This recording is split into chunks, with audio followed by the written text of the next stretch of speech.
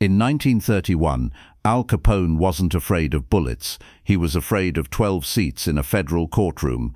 Chicago expected the verdict to be bought like everything else.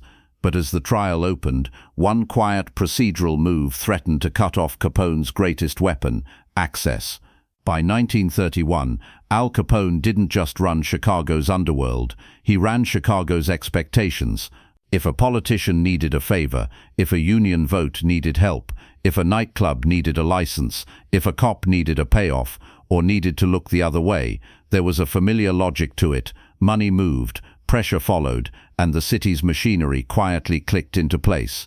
Not because everyone loved Capone, and not because everyone was in on it, but because enough people were afraid of being the one exception. That's the atmosphere you have to picture before you can understand what made Capone's tax trial so dangerous for him and so tempting for everyone else. This case wasn't supposed to be a gunfight. It was supposed to be paperwork, ledgers, testimony, bankers who didn't want their names in newspapers, accountants who didn't want trouble, a courtroom where the outfit's power could be felt without anyone ever saying outfit. But that's exactly why the trial mattered. Because Capone had survived years of public violence and public scandal. He'd watched rivals die, watched witnesses vanish, watched juries hesitate, watched cases collapse. The message was always the same. You can't beat a network with a headline. You can't beat a machine by arresting one cog. So the federal government changed the game. They didn't bring a murder case. They brought a tax case. And in theory, a tax case doesn't care how feared you are. In practice, a tax case still has to go through 12 human beings sitting in a jury box. And that's where the real problem begins. In early 1930s Chicago, the jury wasn't just a group of citizens. It was a target, a pressure point, a place where the entire city's corruption could pour in through a single crack. The outfit understood this better than anyone. They didn't need to beat the government's evidence if they could poison the people who judged it. The smartest defense wasn't a brilliant lawyer. It was a bought juror who could stall, confuse, or simply refuse to convict. And Capone had the money to do it. He also had something better than money, certainty. His organization had been operating long enough that bribery wasn't an improvisation. It was a procedure. You didn't just hand someone cash in an alley and hope. You used intermediaries. You used respectability. You used lawyers, fixers, businessmen, ward bosses. You made it feel normal, like a political contribution, like a favor owed, like how Chicago works. So when the tax case finally moved toward trial, the city didn't ask, will Capone try to buy the jury? The city asked, how many jurors will he buy?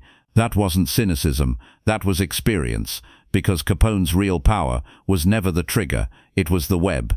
The outfit had people in police precincts, in city departments, in unions, in court-adjacent circles, where clerks, bailiffs, and friends of friends heard things early. Names, addresses, family connections, who was behind on rent, who had a sick mother, who liked to gamble, who had a son looking for work. A jury list, to the outfit, wasn't a list of strangers, it was a map, and a federal trial gave them time to identify jurors, time to approach quietly, time to make offers that sounded like salvation, or warnings that sounded like common sense. This is what made the Capone tax trial feel doomed before it even started, not because the government couldn't prove its case, but because everyone assumed the last step, the verdict, could be purchased like everything else. The government knew that too. By this point, federal investigators had already fought their way through the most humiliating part of the problem. Capone lived loudly, spent loudly, and still insisted he had no income. Everyone could see the fur coats, the jewelry, the hotels, the armored cars, the private suites, the endless cash. But proving it in court required something cold and technical, a paper trail strong enough to survive cross-examination, and witnesses brave enough to speak while knowing the city might punish them later. The IRS agents and federal prosecutors built their case the hard way, by following numbers, by reconstructing income through spending, by squeezing reluctant insiders, by turning Capone's own lifestyle into evidence. They weren't trying to tell a dramatic story. They were trying to meet a legal standard, willful tax evasion, and it worked well enough that Capone's legal team couldn't simply laugh it off. So the defense didn't treat the trial like a debate over accounting. They treated it like the last major battlefield where Capone still had an unbeatable advantage: influence. If the jury could be managed, the entire case could still end the way so many cases ended: mistrial, hung jury, technical doubt, or outright acquittal. That's why the jury selection phase mattered more than any witness statement. It was where two systems collided. On one side, you had the federal government trying to do something Chicago wasn't used to: prosecute a king without asking permission. On the other side, you had the outfit, which didn't need to win legally if it could win socially, if it could make 12 people afraid to be brave. And in the middle of it all sat the judge. A judge in 1931 wasn't a superhero. He didn't have a personal army. He couldn't follow jurors home or guard their families. He had authority inside the courtroom, and only as much authority as the city's culture was willing to respect once court adjourned. So if you were Capone's people, you didn't need to control everything. You just needed to control enough. Enough jurors, enough fear, enough doubt. That's why when word began to spread that the panel was compromised, when rumors of jury tampering moved through Chicago like cigarette smoke, nobody was shocked. They were resigned. The real shock was that the government still pushed forward. Because this trial wasn't only about Capone, it was about whether the federal government could prove it could enforce rules in a city that treated rules like suggestions. It was about whether a criminal organization could be dismantled by attacking something it couldn't shoot: legitimacy. And make no mistake, Capone understood legitimacy. He wanted it. He performed it. He gave money to charities. He played the public figure. He dressed like success. He smiled for cameras. He didn't want to be remembered as a thug. He wanted to be treated like an untouchable executive. A conviction would puncture that myth, not with blood, but with paperwork stamped guilty. So both sides approached the trial with a kind of quiet dread. The prosecution dreaded a bought jury, the defense dreaded a jury they couldn't reach, and the city dreaded what would happen if the old rules didn't apply anymore. Because if Capone could be convicted in a courthouse, then every protected relationship, every payoff chain, every comfortable compromise suddenly looked fragile. That's the problem definition at the heart of this story. Capone didn't need to beat the evidence, he just needed to break the verdict, and the entire city expected him to. So the question wasn't, can the government prove Capone cheated on his taxes? The question was far more basic, and far more terrifying for Chicago's power structure. Can a jury in Capone's city ever be free? As the trial date arrived, tension wasn't building because people expected violence. Tension was building because people expected nothing to happen at all. No accountability, no consequence, no clean ending. Just another case that dissolved into the familiar Chicago fog. And then, right at the moment, when everyone thought the jury box was already spoken for, a single decision inside the courthouse threatened to pull the floor out from under the outfit's entire plan. Not a raid, not a gun, not a new witness, a procedural move.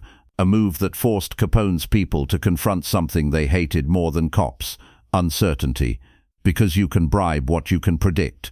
And what happened next was the first sign that the outfit's control of Chicago had a boundary, one drawn, unexpectedly, by the system itself. The outfit's problem with uncertainty was simple. Their whole method depended on early access. They didn't need to control the entire court system. They only needed a small leak. One name, one address, one cousin who worked in the clerk's office, one political friend who heard something at a dinner. Once they had a juror list, the rest was mechanics.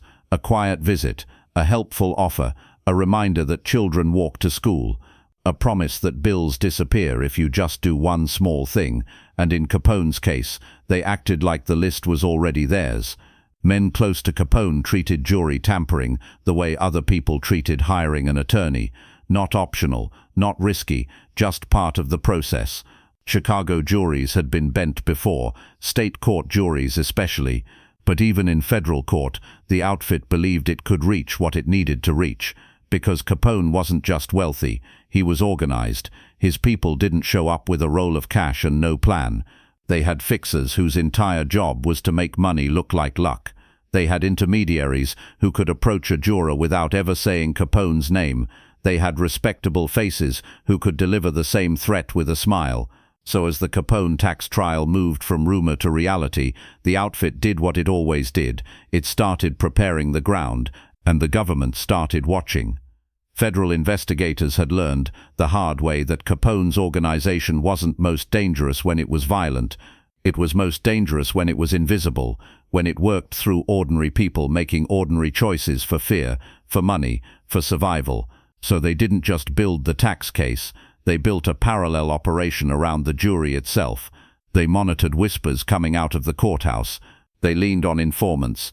They listened to the kind of quiet talk that never appears in official reports. So-and-so already got to him. That guy's family got a new apartment. That juror's brother suddenly got a job. Nobody would walk into a federal office and sign a confession saying, "Yes, we're buying a jury for Al Capone." But patterns still showed. And in a city like Chicago, the pattern was the confession. By the time Judge James Herbert Wilkerson was assigned to Capone's case, the fear wasn't abstract. There were credible signs that the outfit was already touching the panel, already leaning on jurors before they ever sat in the box. That's what made Wilkerson's position so delicate. Because if you're a judge and you suspect jury tampering, you can't just announce it like a headline. If you do, you tip your hand. You tell the defense what you know. You tell the outfit where your attention is. You might even spook the very people who could help you prove it.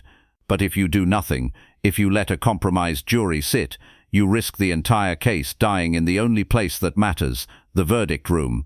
Wilkerson didn't have to be a crusader to see what was at stake. He only had to understand one thing. Capone was expecting the city's old rhythm to protect him, the rhythm where pressure always found its way to the right people. So Wilkerson prepared a counter-rhythm. What makes this moment so powerful is how unglamorous it is. No raid, no dramatic arrest, no last-second confession in a hallway. Just a judge looking at the board and realizing that the only way to beat a network is to deny it time. Time was the outfit's oxygen. Take away time, and the bribes can't land, the threats can't be delivered, the pressure can't be calibrated. The machine starts to cough. The plan that formed inside the courthouse was brutally simple. If the jury is compromised, don't argue with the compromise. Replace the entire playing field. And Wilkerson waited until the moment when it would hurt the most. On the morning the trial was set to begin, Capone arrived to a courthouse where everyone had already picked a winner. He arrived with lawyers who believed they knew what kind of jury they were getting, who was friendly, who was reachable, who was scared. He arrived with the calm of a man who had survived every big case Chicago ever promised would end him. The prosecution came in with a different kind of calm, the calm of people who knew they had one shot, and if the jury was rotten, nothing else mattered. Then Wilkerson made his move. Instead of seating the expected panel, the one Capone's people had been studying, approaching, preparing, he ordered a complete switch. The entire jury panel replaced, not a few alternates, not one suspicious juror removed for cause, a full swap. He essentially reached down the hall into another federal courtroom's pool of jurors and pulled a clean set into Capone's trial, a set the outfit hadn't had time to map, a set they hadn't bribed, a set they hadn't threatened. In one decision, the judge treated the jury list like contraband, and the effect was immediate. Capone's defense team protested, of course. They argued procedure, they argued fairness, they argued that the court couldn't just reshuffle citizens like cards because of rumors. But that was the trap. To fight the swap, they would need to explain why it was so damaging, and they couldn't explain that out loud. They couldn't say, "Your Honor, we've already spoken to those people." They couldn't say, "Your Honor, our client is depending on those jurors." So their objections came out dressed in legal clothing, but everyone in the room could feel the real meaning beneath them. This wasn't a legal argument. It was panic translated into courtroom language. Wilkerson held his ground. And what mattered more than the legal mechanics was the psychological shockwave. In that instant, Capone's people realized something they hadn't felt in years. They were reacting instead of controlling. The outfit had built its power on anticipation, on being early, on shaping environments before anyone else understood what was happening. And now a federal judge had done to them what they did to everyone else. He had moved first. That is why this wasn't just a jury swap. It was a system-level counterattack. Because once the panel was replaced, the outfit faced an ugly problem. How do you reach a jury you don't know? You can't bribe names you don't have. You can't intimidate addresses you can't find. You can't pressure a family when you don't know which family matters. And even if you start digging now, the clock is suddenly against you. The jurors are being shepherded by federal marshals. They're being warned. They're under a kind of protective attention that makes casual contact look suspicious. In the old Chicago playbook, you worked slowly. You made it feel normal. You never rushed because rushing creates witnesses. Now the outfit had to rush. And rushing is how criminals make mistakes. That's the part people miss when they talk about Capone's conviction as if it was inevitable. It wasn't inevitable. It became possible because the court attacked the one advantage Capone always had: time to contaminate the human part of the process.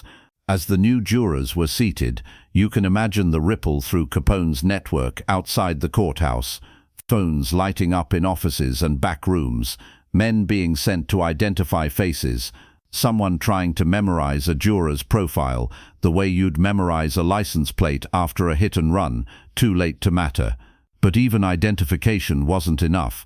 You still needed access, and access was suddenly dangerous. Because the very act of approaching a federal juror in the most famous trial in the country was no longer casual Chicago business. It was radioactive.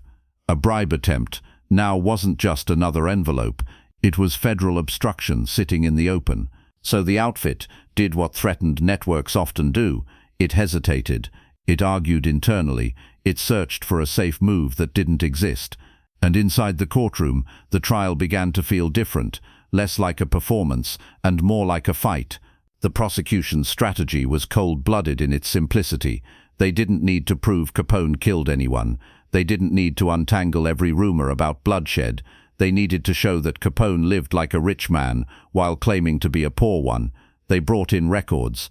They brought in witnesses who could explain the money in plain English. They used Capone's own world against him: expensive hotels, high-end purchases, a lifestyle that didn't match the nothing-to-see-here story. And the defense, for the first time in a long time, couldn't rely on Chicago's fog to blur the edges, because the people deciding the case weren't the expected faces. They were 12 citizens who, at least for now, were outside the outfit's reach. Capone himself reportedly tried to project calm. That was always part of his survival. In his world, fear was contagious. If the boss looks worried, everyone else panics. But it's hard to hide the reality of what just happened. A judge had signaled to the entire courtroom, "I know what you do, and I'm cutting the line." The trial's tension wasn't in shouting matches. It was in glances, in pauses, in the defense's sudden caution, in the prosecution's quiet momentum. And with each day that passed, the outfit's options narrowed. Because the longer the trial ran with an unbought jury, the more the verdict started to feel like something Chicago hadn't seen in years, an actual consequence.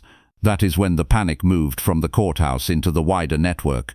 Not panic like screaming, panic like calculations. If Capone can't control a jury, what else can't he control? If a federal judge can block the outfit's oldest trick, what happens to every politician and businessman who took money assuming Capone was untouchable? If Capone falls legally, publicly, who fills the vacuum, and how violent does that struggle get? The jury swap did something more damaging than any gun could do. It made Capone look beatable.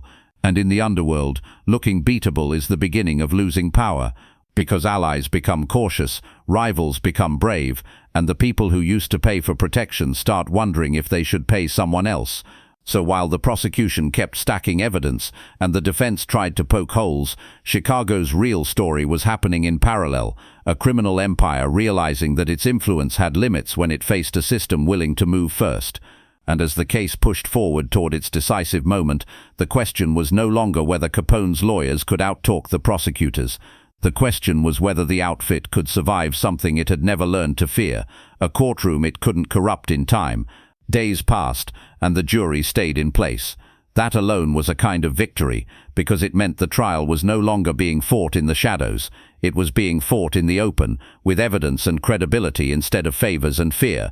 And for Capone, that was unfamiliar territory. The prosecution kept the story narrow on purpose. They didn't chase every rumor about murders, bombings, and street wars, because they didn't have to. They framed Capone as something the jury could understand without needing to understand Chicago, a man who lived big, spent big, and told the government he had nothing. They walked the jurors through the basic problem like a ledger entry. Here is the lifestyle, here is the money trail, here is the claim of no income, here is why that claim doesn't survive daylight.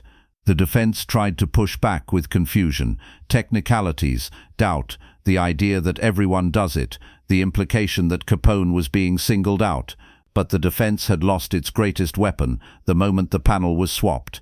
Emotional control of the room. A bought juror can be guided, a pressured juror can be steered, but a juror who feels protected and who senses the whole country is watching doesn't respond the same way to intimidation. If anything, that kind of juror becomes stubborn. They don't want to be the person who blinked. The trial moved toward its final stretch with a feeling that was rare in Capone's world: inevitability. Not inevitable because the prosecution was perfect, and not inevitable because Capone suddenly became powerless. Inevitable because the defense's old playbook no longer applied. The tricks that had once turned trials into theater, delays, whispered threats, friendly faces in the box, weren't available on schedule. And that is the detail that matters: on schedule. Capone didn't lose because he forgot how to fight. He lost because he was forced to fight in a venue where his timing was broken. The jury swap didn't prove he was guilty. It made it possible for guilt to matter. When the case went to the jury, the city held its breath in a different way than it had for gang wars. This wasn't about who could take a corner. This was about whether the outfit's most sophisticated product control could survive direct federal pressure. Then the verdict came back: guilty. In that moment, it wasn't just Al Capone who was convicted. It was a theory of Chicago. The theory that money always found a way into the final decision. The theory that no matter how loud the accusations were, the ending would always be negotiated. The guilty verdict said something harsher than any speech could say. Not this time. Capone's sentencing made the message even clearer. The penalty wasn't a slap on the wrist. It wasn't a symbolic fine that a king could pay and laugh about. It was real time. Years, not weeks, delivered in a tone that made it hard for anyone to pretend this was still just Chicago business. For the public, that was the headline. Capone, the untouchable, was finally being touched. But the more important story was what happened inside the network after the verdict, because the outfit didn't disappear overnight. It adapted, it rearranged, it looked for new insulation. Yet the conviction created a shock that criminals understand instinctively. A power center had been removed by a method they couldn't retaliate against. You can hit a rival crew, you can scare a witness, you can pay off a patrol captain, but how do you intimidate a procedural decision that has already happened? How do you punish a judge for swapping a jury when the swap itself is the weapon? You can't undo it, you can only learn from it. And learning from it meant acknowledging quietly that a new kind of threat had entered the game: systemic countermoves. That's why this case sits at a turning point in organized crime history. Not because it was the first time the government ever prosecuted a gangster, and not because it instantly cleaned up Chicago. It didn't. It mattered because it proved a strategy that would echo for decades. If the underworld wins by corrupting people, the state can win by protecting process. Not by being louder, not by being more violent, by being harder to reach. The jury swap is the purest example of that. It was an anti-corruption move that didn't require catching every bribe in real time. It didn't require a dramatic sting with marked bills. It didn't require the public to believe 12 different witnesses. It required one judge to accept a dangerous reality. Jury tampering was likely, and then act in a way that minimized the enemy's ability to respond. That is what system inside counter-move looks like. The court using its own authority to deny the underworld its usual entry points. And once that happened, everyone connected to Capone felt the consequences, including people who never committed a crime themselves. Politicians who had built careers on friendly relationships suddenly had to consider the risk of being too close to a convicted man. Business owners who had treated outfit payments like taxes had to wonder who would collect next and what price they'd pay during the transition. Even criminals inside Capone's orbit had to do the one thing they hated doing: choose sides early, without certainty. Because whenever a major figure goes down, the question isn't who's next. The question is who gets blamed for being late. Capone's absence didn't end the outfit, but it changed its posture. It pushed power further into the shadows, further into layers of deniability. It rewarded quieter operators over loud kings. It made front-page celebrity a liability rather than an asset. And on the government side, it taught a lesson that would shape future tactics. You don't always beat a criminal organization by matching its violence. You beat it by cutting its access.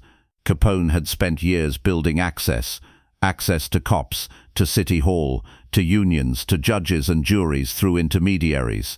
The federal government didn't out-bribe him, it didn't out-muscle him on the street, it outmaneuvered him inside the rules. That is why the jury swap feels like a scene from a chess match rather than a crime story. The piece that moved wasn't a gunman, it was procedure, and procedure, when it's enforced, becomes power. So what did this moment actually change? First, it exposed the fragility of reputation. Capone's image as untouchable was part of his power. Once the image cracked, the underworld had to recalibrate. Fear still existed, money still existed, but certainty weakened, and certainty is what keeps networks obedient. Second, it increased the value of federal pressure. State and local systems in major cities could be compromised, delayed, softened. Federal systems, especially when they were willing to innovate, were harder to bend. That didn't mean they were immune. It meant the cost of corruption rose sharply. Third, it signaled a shift from crime as spectacle to crime as paperwork. The era of the celebrity gangster didn't end immediately, but it began to look like a trap. If you live too loudly, you create evidence. If you spend too boldly, you leave trails. And if you trust too much in influence, one procedural move can collapse years of preparation. Capone's trial is often remembered as a morality tale, the bad man finally punished. But the deeper truth is colder. Capone didn't fall because Chicago suddenly became righteous. Capone fell because, for one critical moment, the system refused to behave the way Chicago expected it to behave. A judge looked at the city's oldest trick and said, "You don't get time." That single choice turned a trial into a turning point. And if you're watching this channel for what sits behind these stories, the logic of power, the mechanics of control, then this is the takeaway. In the underworld, strength is not just violence, it's predictability. And in 1931, in a federal courtroom, the state weaponized unpredictability and made the most powerful man in Chicago play a game he couldn't rig fast enough. Because once the process becomes protected, the empire built on access starts to break. Quietly at first, then all at once.